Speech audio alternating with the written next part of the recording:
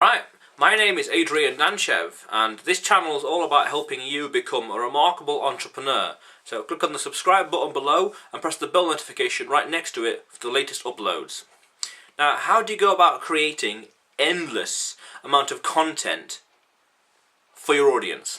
Well, there's a few starting points. Firstly, your FAQ. Look at your frequently asked questions, because right there, right at the bat, is loads and loads of questions you're going to get asked all the time. Just create content about it, a video, a blog, FAQ page, something where you can, even if you get an email with the question, you just link them to this thing. Check over here, or at the very least, something that they can find on your website that points to it, like a direct link. But your frequently asked questions. Alternatively, try and empathise with your audience and think what kind of problems and questions and queries will they have right at the bat. And empathy means your pain is in my heart. Don't have sympathy, but have empathy. Your pain is in my heart. That's what it means. So think of it from their point of view. Also, look at the Google search result recommended. When you type a keyword that's related to your business, when you search for it, at the bottom of the Google page, there'll be some other search results, suggestions, for example. Right out the bat, there's loads of ideas right there. There's going to be at least 1 or 2 ideas that are worthwhile pursuing. Out of the 10 or 8, 1 or 2 are going to be worthwhile. And do the same with them. There's 2 here, so check those out. There's 2 others, so potentially exponential ideas and topics. But then you can take those concepts, those keywords, and then either relate them back to your audience, or simply write them in a way that will appeal to your audience. The way I see it is like throwing spaghetti on the wall and seeing what sticks. Either just throw it into the world randomly and see what sticks, or you can reverse engineer it from your audience's point of view and how can they relate to the search result recommendation at the bottom of Google. And this is a bit of a cheeky one. This is a little cheeky, but this one's quite good. Go onto Amazon, and when you go to find books that to do with your audience or your industry or sector, and not only can you look at the 3-star reviews and the 1-star, the 4-star and the 2-star reviews and read them, but also when you look at the picture of the book, it sometimes says look inside. When you look inside, read the introduction, read the chapters, and from there's ideas on what to write about, on topics and things that are important to your audience. If you talk about those, that is loads and loads of content ideas, and loads of content your customers will care about that you can just throw out into the world. It's a little cheeky, but hey, it's nothing wrong with it. And there's another place you could go to called Udemy, udemy.com, where you open these different courses and just look at the chapters and watch any one of that for free and just get loads of ideas right out the bat. Another one would be respond to other people's content. So if there's a video out there, for example, or a bit of a famous blog going around, directly respond to it.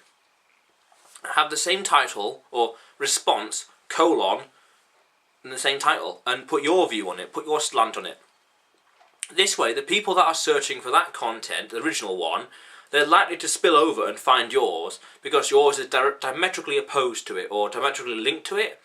It's a response video, so it's like, well, why not go for it, Talk about it and have a conversation with your audience. And similarly, and this is an interesting idea that I kind of stumbled into, start a podcast. Start your own podcast. You could try and get onto other people's podcasts, which is a little hard, but if you have your own podcast, even better. Just invite people from all over the world that are relevant to you or your audience, so there's some wiggle room. Invite them on the show and talk about it. Talk about what they do, why, what's their story, things like that. For 20 to 40 or 60 minutes. It helps build connections, which is awesome, like relationships, but also at the same time, that's a piece of content that you can share with the world that would not have been seen or known about otherwise. And also, you can ask them to share it with their followers as well.